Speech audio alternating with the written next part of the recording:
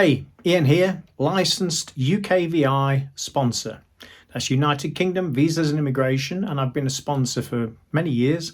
I am able to issue something called certificates of sponsorship to allow creative workers and creative support workers mostly to enter the UK legally for work from 1 or 2 days up to a maximum of 90 days, and that can be multiple entry. So what do you do once I've issued you with this certificate of sponsorship and cover letter? It is this. Print off and have with you ready for when you reach the UK border the cover letter. When you get to the UK border and you see in front of you passport gates, these are the ones with the automatic scanner for your passport, and you go through a little door and everything and look into a screen and it lets you through. Do not go through those gates under any circumstances, as that invalidates or means you cannot actually get the COS activated, the certificate of sponsorship. You must see an immigration officer, a person called Border Force in the UK. Now, if it's an airport in the UK, that's simple. You go to that same area, you look, and you'll see a different route sending you to an immigration officer at a desk. If you are coming in via the ferries in France, etc., or through Eurostar, remember that UK immigration is on the French side or the EU side of the border. It is not on the UK side. They're transposed. UK and French immigration, etc., are on each side, the other side. All you have to do is see immigration at that point, a certificate of sponsorship stamp in your passport, the officer will activate your certificate of sponsorship and you're good to go. It is as simple as that. If you have any questions at all about this, please let me know.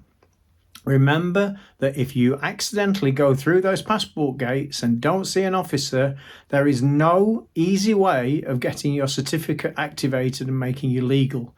Officially, you have to leave the UK again and then come back in. That doesn't mean just go back through the gates. You can't. It's impossible.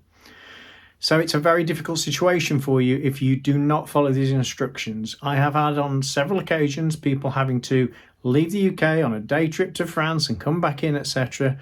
Immigration, on the whole, in most situations and circumstances, will not allow you to walk back in and have your passport stamped and the certificate of sponsorship activated. There you go. Hope that's clear. And of course, even if I'm not doing this, generally speaking, this video describes what happens when you get to a UK point of entry with your certificate of sponsorship, stroke cover letter, etc. Something I forgot to say. If you're coming in through Ireland, that's the island of Ireland, there are some special rules that apply. If you're coming in through, for example, flying into Dublin, which is in the Republic of Ireland and still part of the EU, there is no UK immigration control, which means you cannot activate your COS. It's impossible. So I have to activate it in advance for you. I need to do that a minimum of 14 days before arrival into the UK and a maximum of 72 hours before arrival, which means I cannot do it within 72 hours of arrival. It's impossible. So you must let me know. If flying into Dublin, for example, and then driving across Ireland and then leaving on a ferry from the north to the mainland UK, that's also the same. Remember, there are no internal borders in Ireland for very obvious reasons. Please let me know if you're coming in through Ireland and your first visit when you're coming in to use that COS. If once you've activated your COS, that's fine. You can move backwards and forwards between Ireland and Ireland with no hindrance. It's part of something called the Common Travel Area. There's one other thing to say. I mentioned earlier, in the earlier part of the video, that if you accidentally come in through the E-gates in the UK, then you have to leave the UK and come back again to activate your COS. You cannot do that through Ireland. You must leave the UK and the Common Travel Area. So it's a bit of an anomaly, but if that happened to you, you would have to go Spain, Italy, France, Germany, wherever outside the UK and re-enter.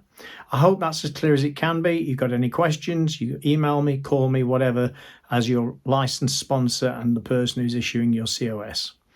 All the best, stay safe, and keep on touring.